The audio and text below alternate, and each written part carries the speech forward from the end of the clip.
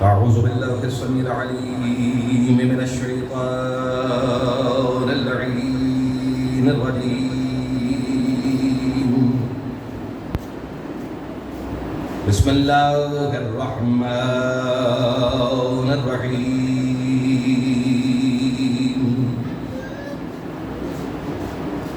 الحمد لله وقفا وسلام على عباده الذين اصطفى،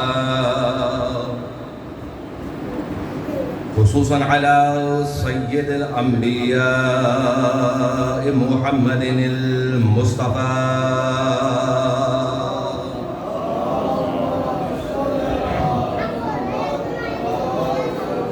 المركب بالياسين والطه وعلى آله الطيبين الطاهرين المعصومين النجباء الشرفاء الذين أذهب الله عنهم الرجس وطهرهم تطهيرا.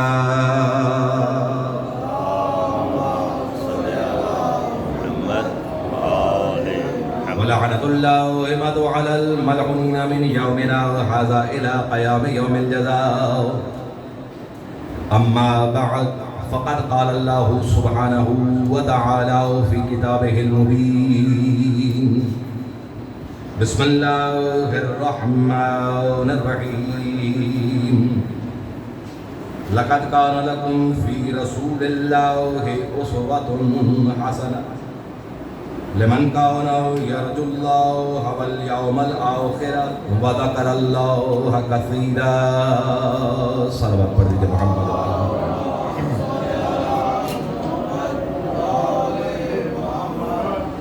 سادات الزام مومنین کرام، دعا گو کے مالک آپ سب کے یہاں مجتمع ہونا، ذکر میں شامل ہونا، سننا اپنی بارگاہ میں مقبول و منظور فرمائے، اور ہر ماتمی عزادار جو اپنی محبت اور عقیدت اور مودت کا اظہار کرنے آیا ہے، مالک ان سب کی کوششوں کو اپنی بارگاہ میں مقبول و منظور فرمائے، اور جو بھی حاجات، جو بھی دعائیں آپ اپنے دلوں میں لیے ہوئے ہیں اور مجھ گناہگار کے ذمہ جن دعاؤں کو کہا گیا ہے، مالک سب کی دعاؤں کو اپنی بارگاہ میں مقبول و منظور فرمائے. ہمارے دلوں میں ولائے محمد و آل محمد علیہ السلام زیادہ فرمائے. حقیقی معنوں میں شیعہ حسن عاشری اور صحیح معنوں میں منتظر امام علیہ السلام بننے کی توفیق عطا فرمائے، اور سب دعاؤں کی ایک دعا کہ مالک ہمارے وارث حقیقی کے ظہور میں تعجیل فرمائے. ان سب دعاؤں کی مقبولیت کے لیے ایک مرتبہ بلند تر صلوات پڑھ دیجیے.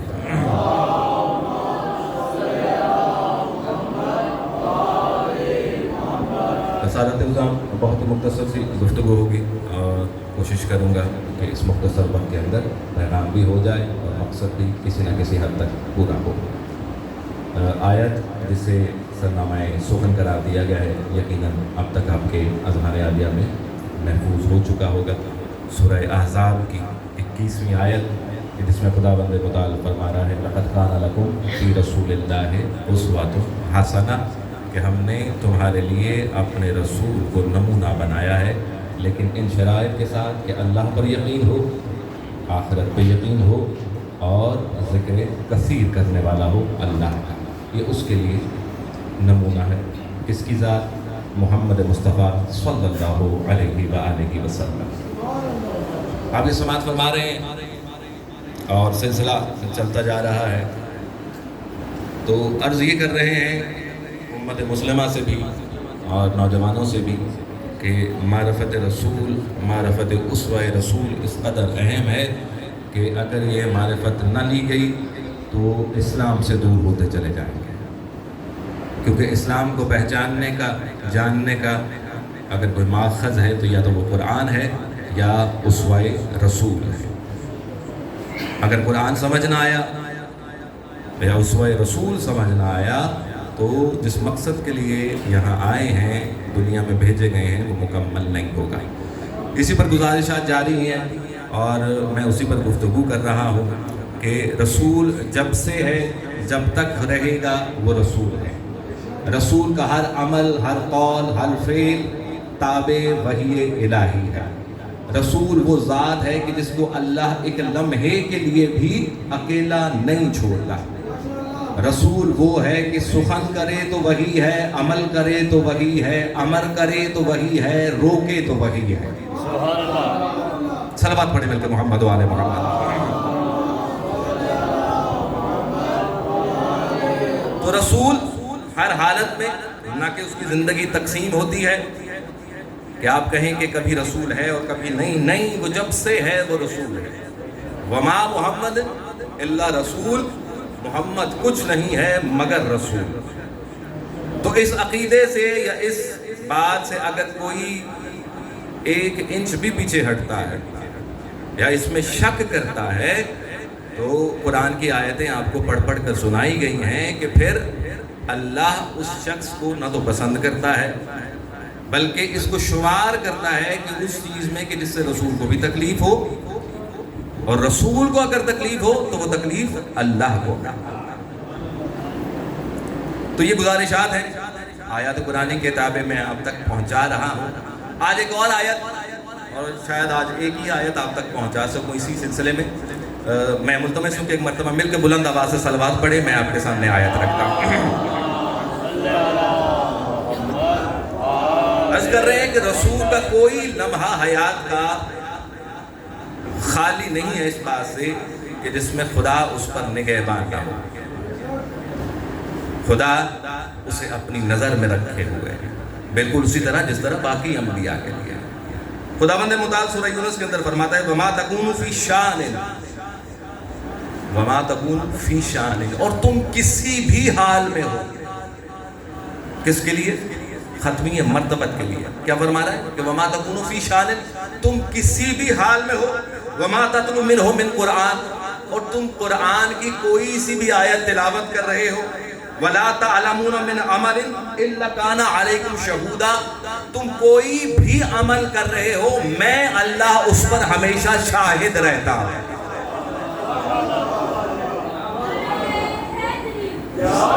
یعنی رسول کا ہر عمل، رسول کا قرآن پڑھنا، رسول کی کوئی بھی حالت ہو، اللہ کہتا ہے کہ میں اس کا شاہد ہوں۔ تو جس کا اللہ شاہد ہو اس پر کسی کو گمان ہو کہ کہیں بھول جائے گا، بھٹک جائے گا، تو پھر پہلے یہ طے کر لیں کہ اگر آپ کا یہ ماننا ہے کہ رسول پر اس طرح کی حالت طاری ہوتی ہے تو اس کا مطلب یہ ہے کہ اب وہ اللہ اس کا شاہد نہیں ہے۔ جس کا اللہ شاہد نہ ہو وہ کچھ اور تو ہو سکتا ہے، رسول نہیں ہو سکتا۔ سمجھ رہے ہیں بات؟ یعنی کہ رسول کا ہر عمل، ہر فکر، قرآن کہہ رہا ہے کہ تم کسی بھی حالت میں ہو تمہارے ہر عمل کا شاہد میں ہوں۔ یعنی تم جو بھی کر رہے ہو میں جانتا ہوں۔ جملے کو آگے بڑھاؤں، تم جو بھی کر رہے ہو میں جانتا ہوں کیونکہ میری مرضی سے کر رہے ہو، میرے ہی حکم کی اتباع کر رہے ہو۔ اب اگر سارا مجمع، سارے مسلمان انتظار کریں اس بات کا کہ کل کس کو علم ملے گا، تو اگر رسول کل کسی مرد مجاہد کے ہاتھ میں علم دیں تو رسول کا یہ عمل بھی اللہ کی گواہی میں ہے، رسول کی ذاتی خواہش پہ نہیں، اللہ نے گواہ بنایا۔ تو یہ علم جس کو دیا جا رہا ہے، یہ علم جس کے ہاتھ میں، اور کیوں نہ دیا جاتا، 39 دن دیکھ لیا اور کہنا پڑا کہ علم کل ایک مرد کو دوں گا۔ دیکھیں جملہ نا،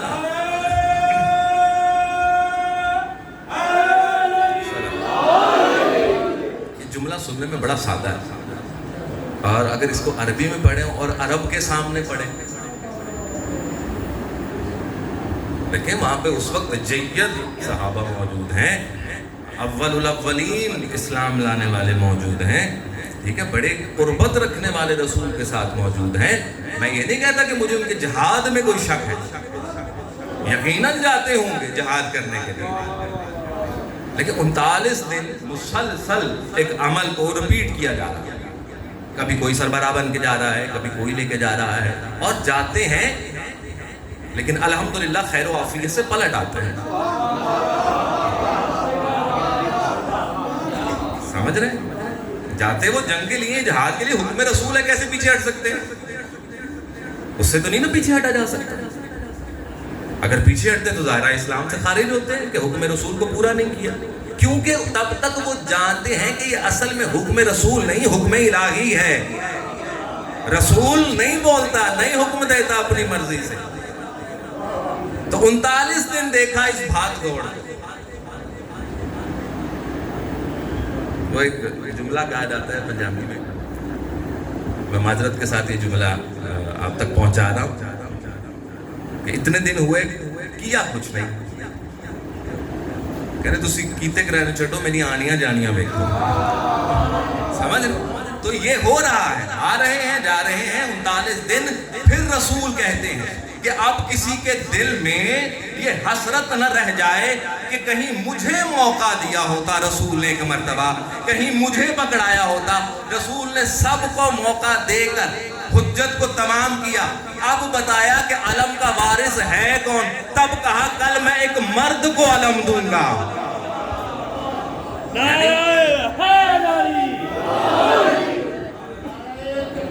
अल्लाह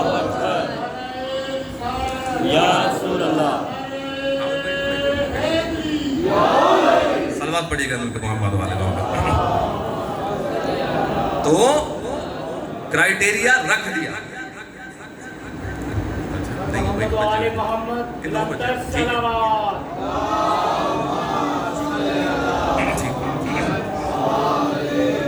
तो क्राइटेरिया तय हो गया कि अब अलम मर्द। और फिर तारीख गवाह है कि अगर रसूल ने कहा, फरमाया, और ये रसूल का फिर फरमाना जो है कि मैं कल मर्द को अलम दूंगा, रसूल की जाती ख्वाहिश पे नहीं है। जैसा कि अर्ज कर रहा हूं कि रसूल का हर अमल, हर फेल, हर फिक्र, हर बात ताबे वही इलाही है। ये यहाँ पर रुकिएगा थोड़ी देर, ये जुमला, ये बात अब जहन में आई है तो मैं करके नहीं। 39 दिन मुसलमान जाते रहे, हालात आपके सुने हुए, आपके चेहरों की मुस्कुराहट बता रही है कि जो जो कुछ हुआ इन 39 दिनों के अंदर। ठीक है, मैं कह रहा हूँ कि रसूल का हर अमल, हर फेल, हर फिक्र ताबे वही इलाही। 39 दिन आते जाते रहे। अल्लाह ने रसूल से कहा कि कल एक मर्द को अलम दो। समझिए इस बात की इंटेंसिटी को, समझिए जरा। यानी कि अल्लाह से छुपा हुआ तो कोई भी नहीं है ना, अल्लाह के सामने तो सब मौजूद है ना। वो तो जानता है, सबके दिलों के हाल को भी जानता है, और उनकी जिस्मानी ताकत से भी वाकिफ है कि कौन किस कदर बहादुर है। और फिर उनके दरमियान ये जुमला रसूल से कहलवाना कि इनके सामने ये कहो कि कल मैं अलम एक मर्द को दूंगा, ये किस चीज की दलालत कर रहा है? ये किस चीज की दलालत है? ये दलालत इस बात पे कर रहा है कि जज्बा शौक जहाद होना और बात है, मर्द मुजाहिद होना और बात है। समझ रहे हैं बात? तो रसूल ने कहा कि अलम, और मैं ये अर्ज कर रहा हूं कि जिस दिन रसूल ने ये फरमाया कि मैं अलम मर्द को दूंगा, तारीख गवाह है कि उसके बाद से हमेशा अलम मर्द के पास रहा है। या वो अली इब्न अबी तालिब है, ये अलम अली इब्न अबी तालिब के पास। कहां से आया? रसूल के पास। उसवा रसूल ये है कि अलम जब भी दो, मर्द को दो। हुसैन ने भी उसवा रसूल को बरकरार रखा। अलम दिया तो किसी और को नहीं, हजरत अब्बास को दिया। और ये अलम, मैं वाकई यहाँ पे अर्ज करता चला, जनाब हमारे यासिर बुजुर्गी के आलम में सिफ़ीन में मौजूद है, और एक जुमला कहते हैं कि मर्तबा जाते हैं मैदान में और कहते हैं कि गवाह रहना कि हम जब भी लड़े हैं इस अलम के साए में लड़े हैं, तुम जब भी लड़े हो इस अलम से लड़े हो।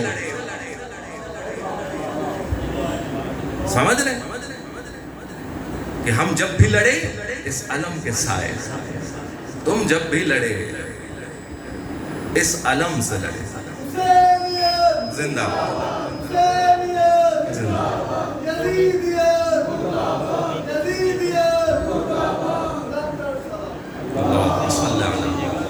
ہم جب بھی لڑے اس علم کے سائے میں لڑے، تم جب بھی لڑے اس علم سے لڑے.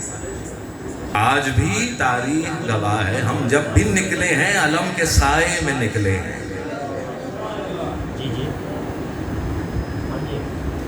تو پتہ چل گیا ہم کس قبیلے سے ہیں.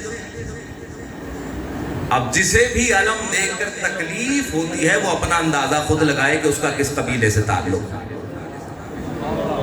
تو علم اب آیا عباس کے پاس، وہی عباس جس کا آج علم اٹھایا جائے گا، جس کی شہادت پہ گریہ کرنے کے لیے، بی بی کو راضی کرنے کے لیے میں اور آپ یہاں مجتمع ہیں.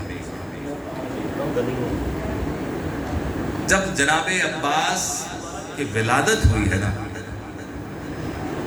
تو مولا نے جناب حسین کو بلایا کہ حسین مبارک ہو، اللہ نے تمہیں ایک بھائی عطا کیا. کہتے ہیں کہ حسین کا چہرہ کھل گیا. روایت کہتی ہے حسین بہت خوش ہوا. اچھا، تو کہتے چلاؤ دیکھو اپنے بھائی کو. تو حسین آئے اور چہرہ عباس کو دیکھتے رہے، غور سے دیکھا. کہتے حسین نام تم رکھو. اللہ اکبر. علی حسین سے کہہ رہے ہیں کہ تمہارا بھائی ہے، نام تم رکھو. کہتے جب حسین کافی دیر دیکھتے رہے نا، تو ایک مرتبہ بابا کی طرف دیکھ کے کہتے ہیں بابا اس کا نام عباس ہے، اس کا نام عباس. پتہ ہے نا عباس کے معنی کیا؟ بپھرا ہوا شیخ. عباس حسین کے نام عطا، حسین نے نام دیا ہے عباس. اور اس کے بعد پوری زندگی عباس کی زیر سایہ حسین. تقریباً 25 سال کا فرق ہے جناب عباس کا اور امام حسین علیہ السلام. واقعات آپ کے سامنے ہیں.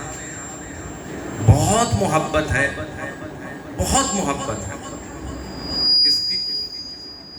جناب حسین کی عباس، جناب حسن کی عباس. اور پھر سب سے بڑھ کر جو پیارا ہے، جس پر جناب زینب کبریٰ جب بھی عباس کو دیکھتی تھی اپنے گلے سے لگا لیتے تھے. بڑی محبت. وقت گزرتا چلا گیا اور پھر وہ وقت آیا کہ حسین کو مدینہ چھوڑنا پڑا. جب تیاری ہو گئی تو عباس کو بلایا کہ عباس چلو، اب مدینے سے رخصت ہوتے ہیں. ایک مرتبہ عباس سواری پر بیٹھے تو آواز دی گئی کہ عباس رکیے. عباس رکے. کہا ماں بلاتی ہے، ماں بلاتی ہے.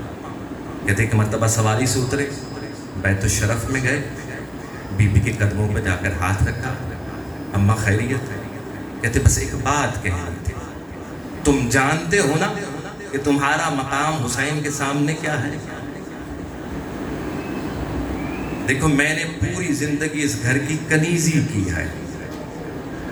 عباس دیکھنا مجھے فاطمۃ الزہرا کے سامنے شرمندہ نہ ہونا پڑے. عباس مجھے شرمندہ نہ ہونا پڑے. اور دیکھو یہ زہرا کی کمائی ہے بڑے خیال سے، بڑے خیال سے. میں نہ سنوں کہ تمہارے ہوتے ہوئے حسین کو کچھ ہوا ہو.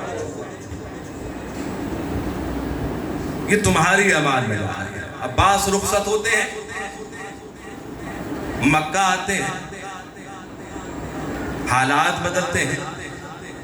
عباس کی نظر حسین، ہاتھ نیا کہ کب اذن ملے اور ماں سے بھی کیا ہوا وعدہ پورا اور سرخرو ہو جاؤں، لیکن اجازت نہیں ملتی. میں بڑا حیران ہوتا ہوں کہ ایک شخص عباس جیسی شخصیت جو گھر سے اس نیت سے نکلی ہے کہ مجھے صرف اذن ملے اور میں جنگ کروں، مجھے ایک دفعہ میرا مولا اجازت دے تو میں دنیا کو دکھاؤں کہ میں بھی پسر حیدر کرار ہوں۔ لیکن عباس یہ پورا راستہ صرف اور صرف چہرہ تکتا ہے حسین کا، اور حسین منع کرتے جاتے ہیں عباس، حسین منع کرتے ہیں، عباس ابھی نہیں۔ کبھی کہتے ہیں عباس یہ مدینہ ہے، یہاں نہیں، کبھی کہتے ہیں عباس یہ خانہ خدا ہے، یہاں نہیں، ابھی وقت نہیں آیا۔ اور عباس کی آس ہے کہ بڑھتی جاتی ہے، جذبہ جہاد بلند ہوتا جاتا ہے۔ خیر پہنچا میرا مولا کربلا، شب عاشور آئی، ہر جوان اپنے خیمے میں جنگ کا جہاد کی تیاری کرتا ہے۔ عباس اپنے خیمے میں ہے، اپنی تلوار تیار کر رہے ہیں کہ کل اذن امام ہوگا تو جہاد کروں گا، شہید ہو جاؤں گا اپنے مولا، اپنی جان کو نثار کر دوں گا۔ کہتے کہ ایک مرتبہ در خیمہ ہلا، عباس نے مڑ کر دیکھا تو کیا دیکھتے ہیں، کوئی اور نہیں، زینب کبریٰ ہو۔ عباس گھبرا کر کھڑا ہوا، جب چہرے پہ گھبراہٹ دیکھی نا جناب زینب نے کہا عباس گھبرا کیوں گیا، میں تمہاری بہن ہوں، تم بھائی ہو میرے، میں نہیں آ سکتی۔ آقا زادی حکم کیجیے، حکم کیجیے، کیسے آ گئے؟ کہتے عباس بیٹھو، عباس کو بٹھایا، یہ جتنی بھی بیویاں ہیں نا یہ سب میرے پاس آئی۔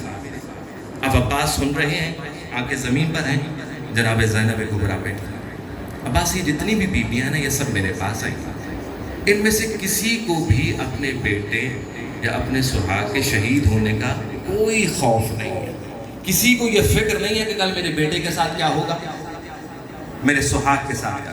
ہاں اگر فکر ہے انہیں عباس تو یہ ہے کہ کہیں ہماری ردائیں محفوظ ہیں، ہمارے سروں پہ چادریں تو باقی رہیں گی نا۔ تو عباس کیا میں تمہاری طرف سے ضمانت دے دوں کہ ان بیویوں کے پردے سلامت رہیں گے؟ اللہ جانے عباس نے یہ جملے کیسے سنے۔ بی بی کہتی ہے عباس اگر تم کہو تو میں ضمانت دے دوں بیویوں کو، دیکھو اور کوئی پریشانی نہیں، پریشانی ہے تو سر پہ رداؤں کی پریشانی ہے، تو کیا میں ان کو تمہاری طرف سے ضمانت دوں؟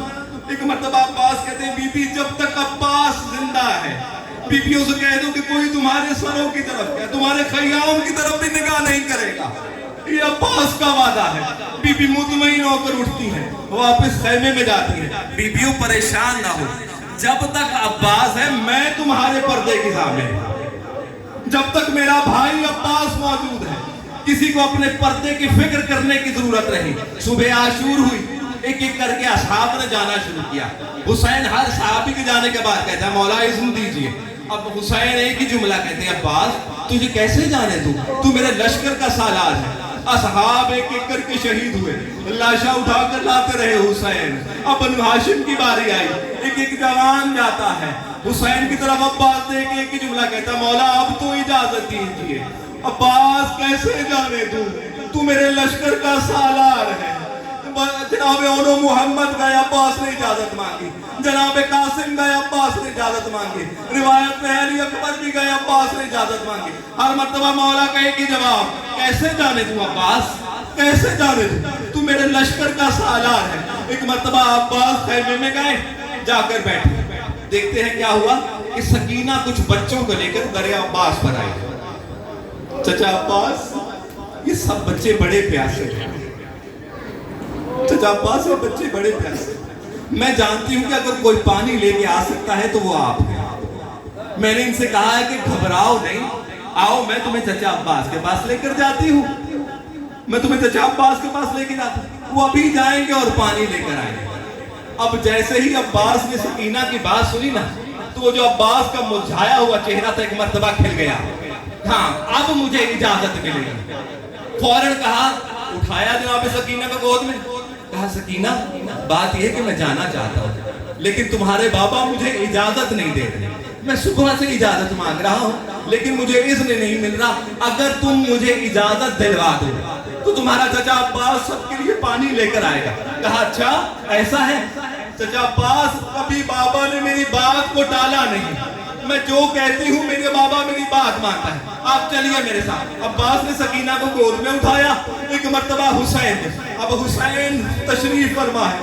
جب دیکھا نا کہ عباس کی گود میں سکینہ ہے, حسین سمجھ گئے اس سے پہلے کہ عباس کچھ کہتے. حسین کہتے اچھا سکینہ میں سمجھ گیا ہوں, عباس کے ساتھ تم کیوں آئے ہو؟ ٹھیک ہے میں اجازت دیتا ہوں.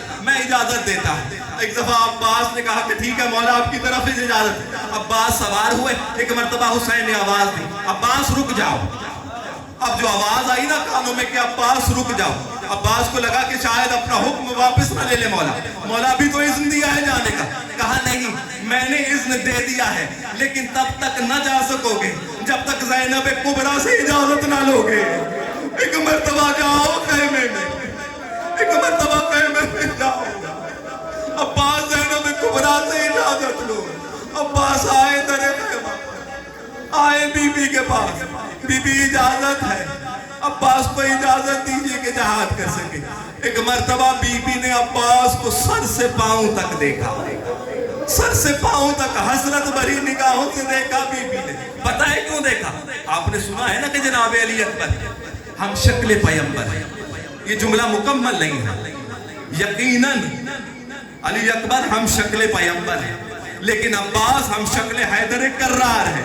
بی بی ایک مرتبہ سر سے پاؤں تک دیکھ کر کہتی عباس تجھے معلوم ہے نا کہ جب سے بابا گئے ہیں مجھے جب بھی بابا کی زیارت کی خواہش ہوئی ہے عباس میں تیرا چہرہ دیکھ لیتی ہوں, مجھے اطمینان ہوتا ہے, خوشی ملتی ہے, مجھے لگتا ہے کہ شاید آخری مرتبہ تیرا چہرہ دیکھ رہی ہے. جا عباس میری طرف سے اجازت ہے. عباس ایک مرتبہ پھر سوار ہوئے, حمائل کیا مشکیزے کو, تلوار لے کر نکلے میدان جنگ کی طرف. اب دیکھیے جنگ عباس کا یہ مرحلہ, جناب فضہ خیمے پر ہے, عباس میدان میں گھستے چلے جا رہے ہیں. عمر سعد کی پوری کوشش ہے کہ کسی طرح عباس کو فرات تک نہ پہنچنا, روکو کہ اگر عباس فرات تک پہنچ گیا تو پانی خیموں تک پہنچ جائے گا. عباس جنگ کرتے ہوئے جا رہے ہیں. ایک مرتبہ در خیمہ پر جناب فضہ کی آواز آئی, بی بی ذرا قریب آئیے. جناب زینب قریب آئی. کیا ہوا فضہ؟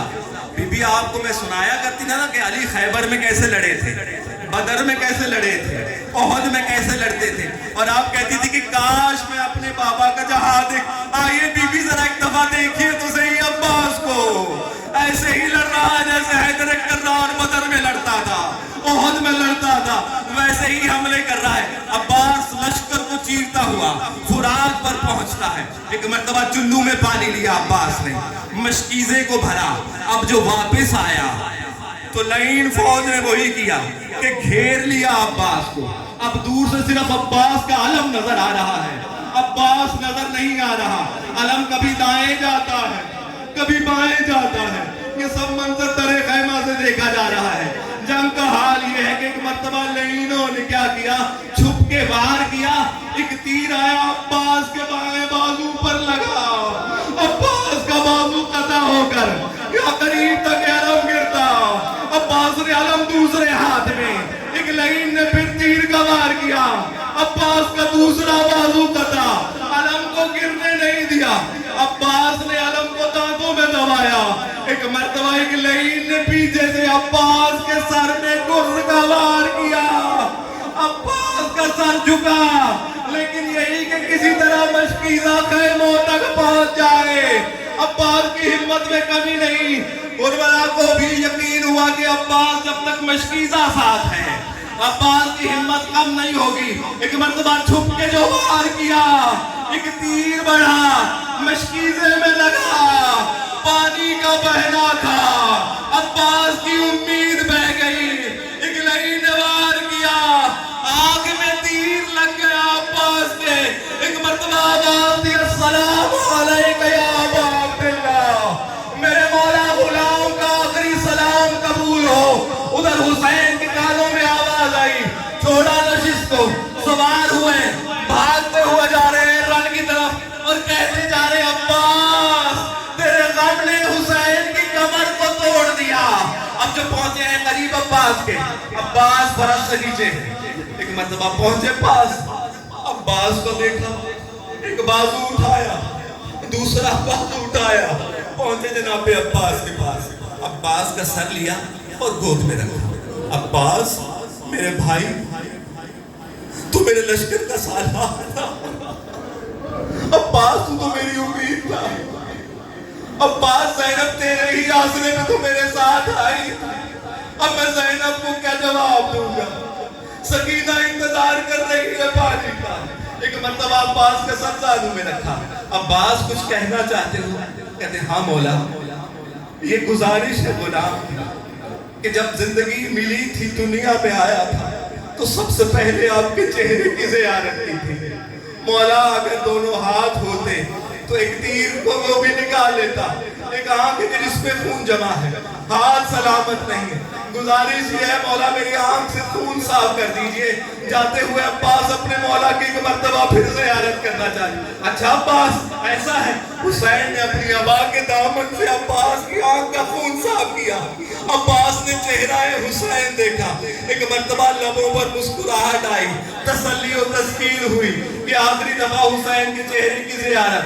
मौला भी ये ज़ियारत क़यामत तक याद रहेगी। अब्बास कुछ और कहना चाहते? हाँ मौला एक और गुजारिश है। अच्छा अब्बास क्या? मौला मेरा लाशा खैमों में ना लेके जाइएगा।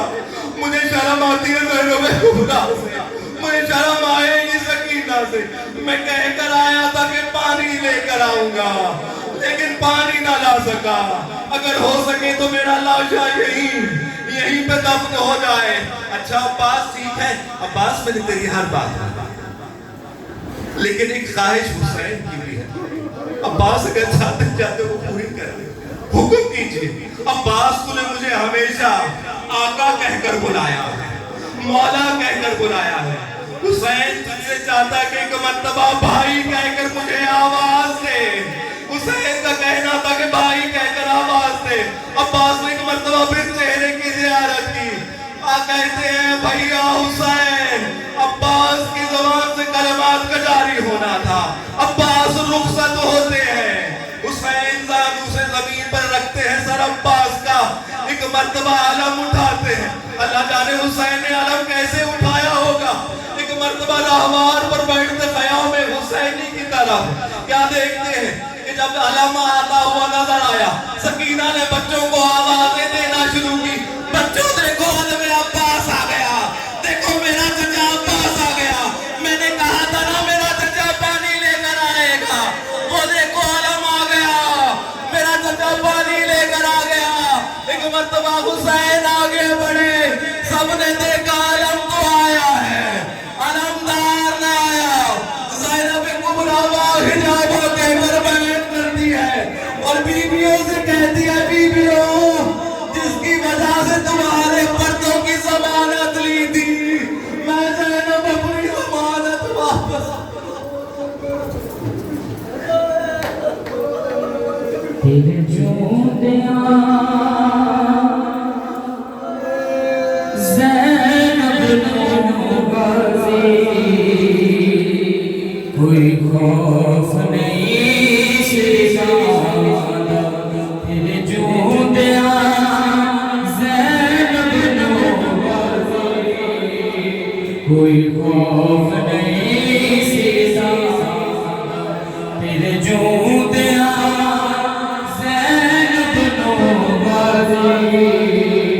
कोई खौफ नहीं सिज़ादा। तेरे जूतियां ज़ैनब गाज़ी, कोई खौफ नहीं सिज़ादा। तेरे जूतियां ज़ैनब गाज़ी, कोई खौफ नहीं सिज़ादा। तेरे जूतियां ज़ैनब गाज़ी, कोई खौफ